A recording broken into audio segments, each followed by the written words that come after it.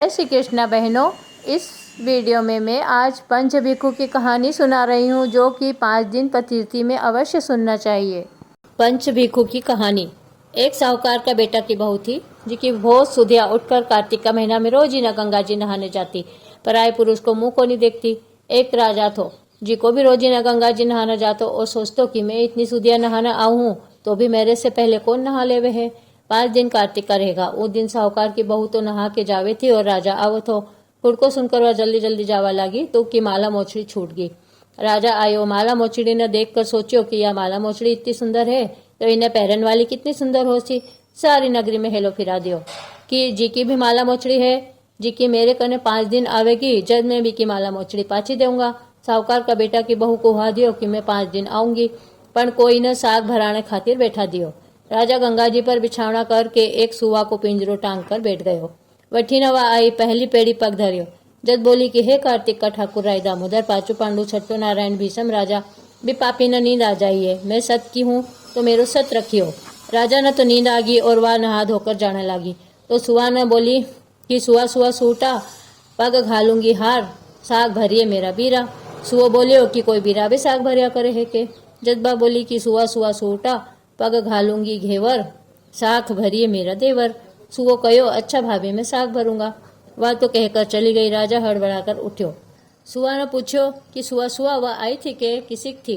Suo बोलियो, आभा किसी बिजली, होली किसी जल, केला किसी कामड़ी, गुलाब का सरंग। राजा सोचो कि आज मैं मेरी आंगली चीर कर बैठ जाऊंगा। सो नींद को नहीं आसी। दूसरे दिन आंगली चीर कर बैठ गयो। वह आई, भैया ही प्रार्थना करी, बस उन्हें नींद आ गई। नहा के जान लगी तो सुआ ने साग भरा गई। राजा उठता ही ओजू पूछियो कि सुआ वह आई थी के, तो सुओ काल का जया ही जवाब दे दियो। वो सोचो आज तो आँखा में मिर्ची घाल कर बैठ जाऊंगा। दूसरे दिन मिर्चा घाल कर बैठ गयो। वह भैया ही प्रार्थना करती आई और सुआ न साग भरा कर चली गई। राजा सोचो काल झूला का बिछावना कर कर बैठूंगा। सो नींद नहीं आसी। उन दिन भी उन्हें नींद आ गई और वह पीछे चली गई। 5वां दिन राजा कहो कि आग की अंगूठी पर बैठूंगा। वह उस दिन भी प्रार्थना करती आई कि आज भी मेरो सत राख दियो। राजा न नींद आ गई। वह सुआ न साग भरागी कि पापी न कह दिए मेरा 5 दिन पूरा होगा है, मेरा माला मोचड़ी पाछा मंगाया है। थोड़ा दिन बाद राजा के कोड़ निकल आयो, त्राही त्राही को करन लाग्यो।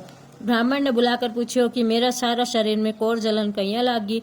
ब्राह्मण बोलिया कि ये कोई पतिव्रता पर पात धरिया है, जी कस लागी है। राजा पूछो कि अब कहिया ठीक होसी। ब्राह्मण बोलियो कि बिना थे धर्म की भेंट बनाओ और उकन हाड़ा जल से न होगा तो सारी कोड़ जलन ठीक हो जासी। राजा माला मोचड़ी लेकर वह का घर गयो और साहूकार न बोलियो ये तेरी बहू गंगा जी पर भूल गई थी, सो उन्हें दे दे और कह दे कि वह आपका नहायड़ा जल से मना नुहा देसी।